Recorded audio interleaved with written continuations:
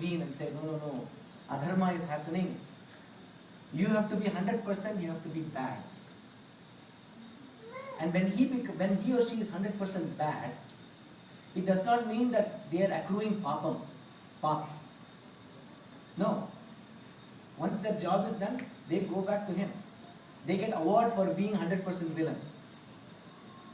That's the reason why Ravana, Kumbhakarna, Hiranyakashipu, everybody got liberated when they died.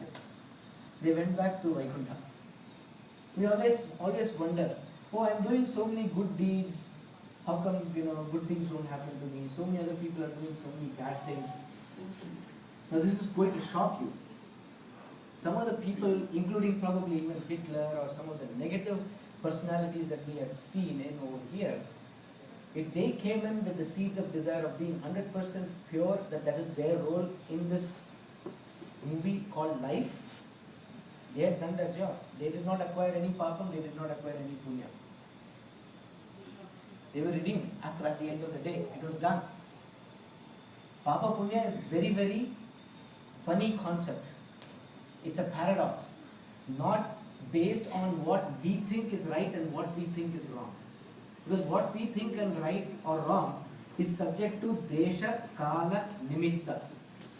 That means desha means cultural aspects. Whichever country we are in, that determines certain norms and certain cultural aspects. What is good here in the United States is not good in India, culturally. Certain things that is good in India is not good over here. Desha. Kala. Kala is time. Based what was good 50 years ago, 100 years ago, 300 years ago, slavery was one of the best things that happened. At that time, if you were to ask the people living there, they would have said, this is right. Fast forward 300 years, that is one of the bad things that happened. Desha, Kala. What was good at a particular time, at a certain period of time, need not be right at a later stage in life, in time. Nimitta. Nimitta is causation. Causation is creation. There are certain aspects why it is created in a particular way, we do not know. And that kind of molds the way rules and norms are set. Desha, Kala, Nimitta. Three things, three aspects that means. So if you go back to the movie example, when we act in a movie, we are all actors. We act the characters. But when we become the character ourselves, we are subject to misery. If I am an actor, if I am supposed to be a villain, I will act and still be happy, and after the movie is over, I am having fun. But if I become a character, that means I am living it day in and day out. So once the movie is over, I am still behaving like that, and I have to be corrected. Right? Only the director knows what exactly is happening.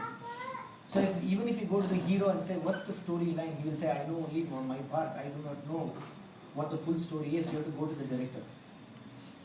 Director is the divine energy. He directs everything that is happening.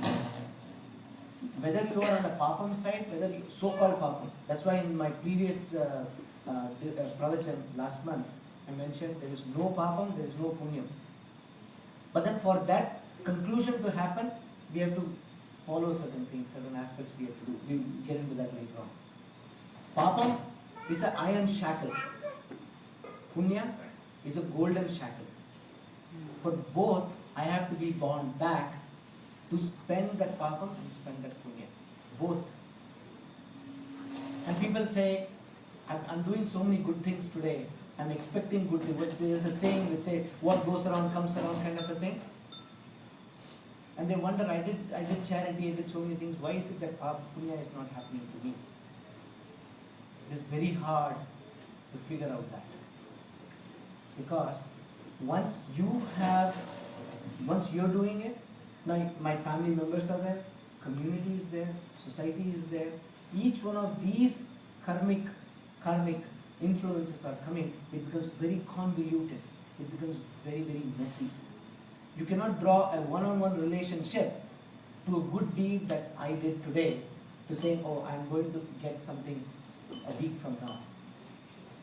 And We have one more problem that we are all endowed with, is that we have memory loss. What happened, what I did even just yesterday or 2 days ago, if you were to ask me, I say I cannot recall. Right? So we are not, from the time we were born, we are never able to figure out what are all the good things that I did, what are all the bad things I did. Leave alone what happened in my prior births. Prior births, let's not even talk about it, because it's a make-believe situation. Even karma sometimes becomes a make-believe situation, because people say, I don't believe in reincarnation and all those things. Fair enough. Because it's not part of my experience. If it is not part of my experience, I have to believe something. When I believe something, then what happens is, it is my belief versus your belief. And immediately I have drawn a line of battle against good versus bad. Belief initially is a good thing, but after that belief is not good, because you have to start experiencing. If you are not experiencing, it's only pure knowledge, which is of no use. So when we are having this issue of what I did even yesterday and day before yesterday, the whole karma aspects, karmic aspects, the effects of that is very difficult to comprehend, very difficult to figure out the puts and takes. That's the reason, a little deviation, that's the reason why we offer coconut to the divine. In India, we will always have the coir covering the coconut. Here it's very convenient. They've broken all the coir and we just break it and we give it. Do this one exercise if you go to India. If you happen to get a coconut from Lily Market, ask them not to remove the strands.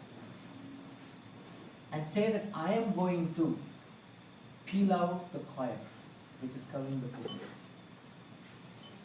And as you're doing it, experience how tough and how frustrating it is to peel it. Once you experience that, then you shall experience karma, the convoluted karma. And then at that point you will come to a firm conclusion within yourself, because now you have experienced it, and say, Krishna, you're right. What you told in Bhagavad Gita, he says, do not try to figure out karma, because it will confound you. But please do this exercise. This is one exercise that I always ask people to do. Get a coconut and do that. At that point, you will stop figuring out why certain things are happening, why somebody is rich, why somebody is poor, why somebody is more educated, why somebody is sad, happy. It's all relative. All these terms are very relative terms. Practical example.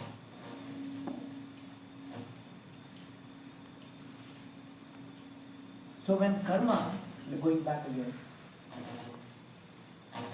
there are numerous vasanas or impressions that I carried over many births.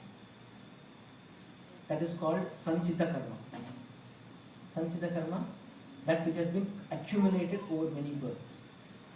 Out of that, I only take a portion of that because I cannot consume the whole lot, and I bring it into my current life, called prarabdha karma. Prarabdha karma, let's assume I bring 10 units with me. And in the 10 units is what I got to spend and I need to get out. I may have 10,000 units sitting in my bag. And as I am going through this karma, remember Disneyland?